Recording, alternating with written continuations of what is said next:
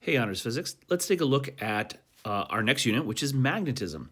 I'm not sure we've seen one of these picture maps, diagrams down below here in a while. They come from a famous website called Georgia State University Hyperphysics. And what it is an attempt to do is to show you the connectedness of many key terms. So where's the parent bubble? What's the bubble that kind of directs all of this? And it's, of course, magnetic fields. You don't know much about magnetic fields yet, although you know about electric fields, you know about gravity fields, and as we'll find out, there's just a new kind of magnetic field. Now, what happens with magnetic fields, you can see as well, they're connected to electric currents, right? Electricity is related to magnetism. Magnetic field plots will show the shapes of those and kind of how they work. And then we'll get into things like how do various technologies like generators and microphones work using Faraday's law of induction. Motors are also part of magnetism. So the connections between magnetism and electricity are very deep. If you're not familiar with the stuff on the far left side, magnetic fields are what control basically plasma physics. If you want to contain a plasma, a very hot charged gas, or really it's its own phase of matter, you often have to contain it with magnetic fields. So what is this all about, and what are some of our objectives? Well, we're going to find out what creates magnetism, how to describe it, the fields and the forces. We're going to do a little bit of the math. There's quite a bit of math of magnetism that gets pretty complicated with differential equations, but there is some ways that we can look at vectors and calculate them using algebra skills that we all have, okay? Let's take a look. What is this page? This page doesn't seem like it has anything to fill in. It's just got 3 circles. Well, let's take a look at 3 different principles or concepts that you know about. Okay, so all fall, we're going to draw kind of a wiggly line there if you want, kind of a separator. And there's a separator here as well. So it's really 3 different mind maps.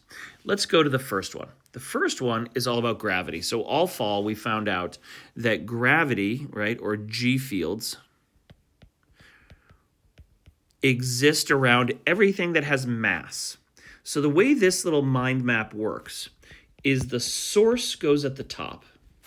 The property or the vector field that it creates goes on the bottom, right? This is a vector field. And what goes on the side are actions. What do I mean by actions? Well, masses, or any object with mass, creates, follow the arrow, kind of going clockwise, masses create gravity fields.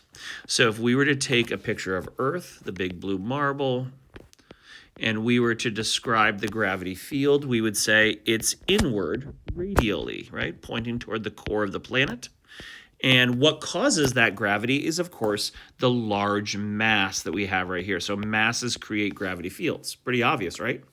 But maybe you haven't quite fully understood, or now you do, that gravity fields have the ability to exert forces on ...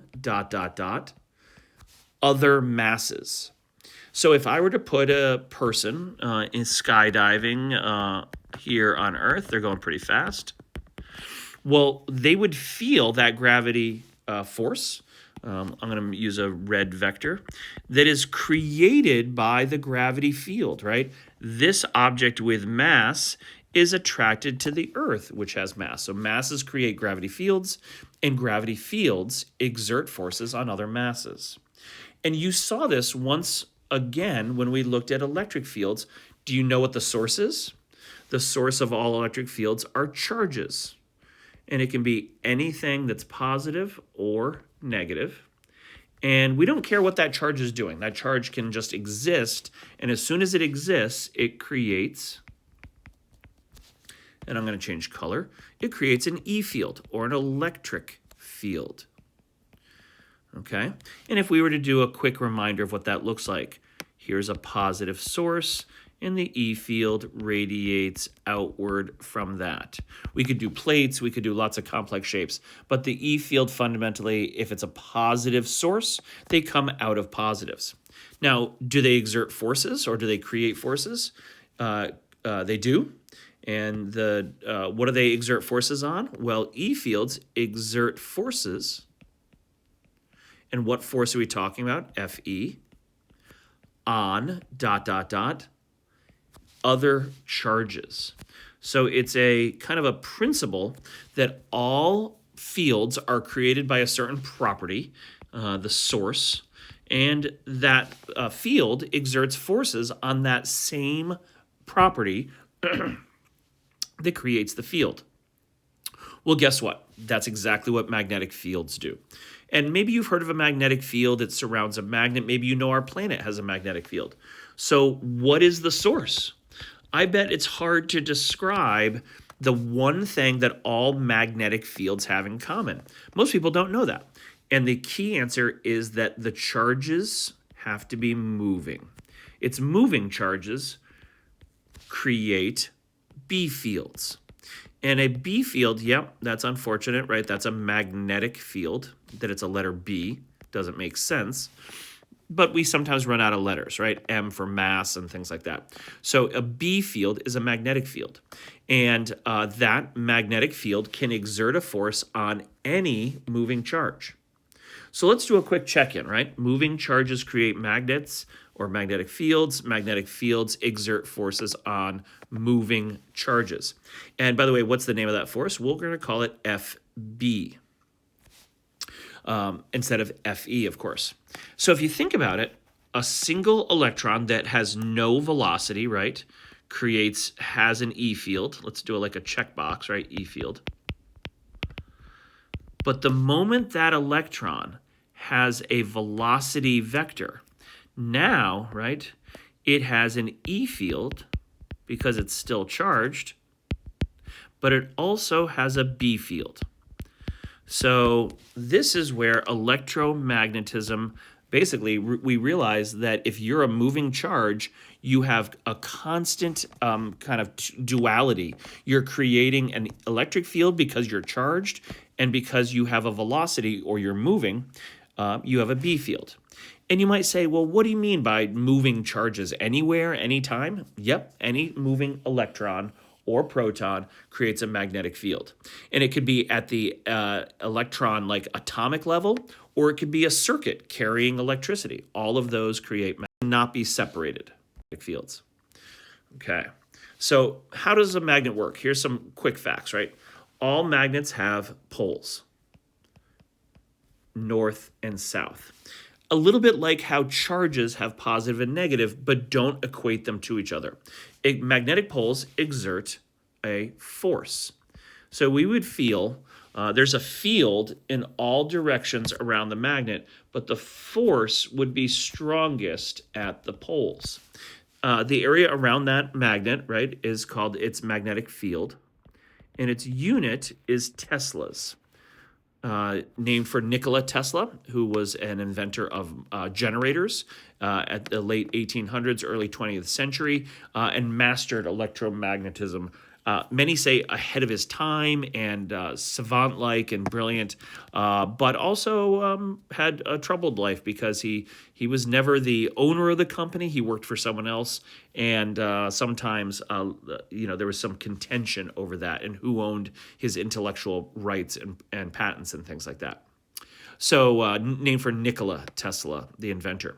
Magnetic fields are loops or curves, and they go out of the north and they go in toward the south. And the reason why we say they're loops is because or curves is because there is no way to separate them. A north and a south, right, are always together. In a bar magnet, notice there's always two poles. We'll talk about that more. And these are two neighboring poles, right? This would be two like poles. And like poles, just like charges repel, and opposites attract. So how strong is that force?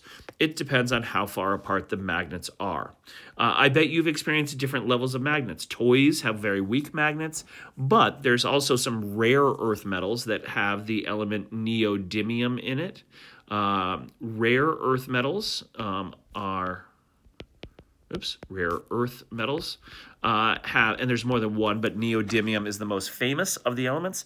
There's basically some very unique properties in them. The traditional metals that produce magnetism are iron, cobalt, and nickel, but iron being the top or the most common. Okay, so here's a major difference. Everyone goes, oh, charges and magnets are the same because there's north and there's south, there's positive and negatives. But magnetic poles are very dissimilar from charges. And the reason why is because poles, magnetic poles, so this north and south bar magnet, right, has two poles, north and south. It's called a dipole. It's a magnetic dipole, not an electric dipole, but a magnetic dipole. And if you were to fracture this bar, to sever it, to crack it, sometimes you can actually break magnets by dropping them.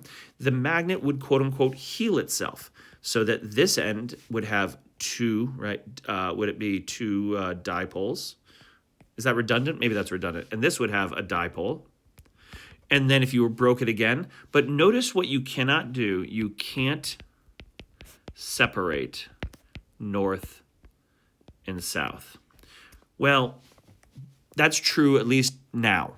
There is theory that says that north and south monopoles could be predicted, but it's not yet something we have examined. I'm going to post this so you can watch this first video, and then I'm going to post a second video just to make sure I'm on time for class today.